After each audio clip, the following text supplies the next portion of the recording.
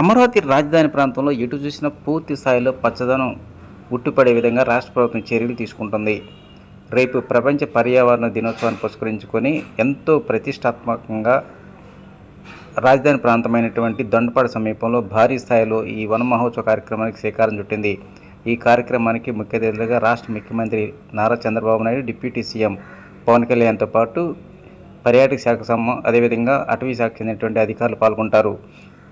ఈ వన మహోత్సవాన్ని కార్యక్రమం పురస్కరించుకుని మంగళగిరి గౌతమ్ బుద్ధ రోడ్డు మీద మొట్టమొదటిసారి దాదాపు 6,000 మొక్కలను, అంటే రోడ్డుకి ఇరువైపులా పూర్తి స్థాయిలో పచ్చదనం ఉట్టిపడే విధంగా ఈ మొక్కలు నాటే కార్యక్రమానికి మంగళగిరి తాడేపల్లి మున్సిపల్ కార్పొరేషన్ అధికారులు శ్రీకారం చుట్టారు.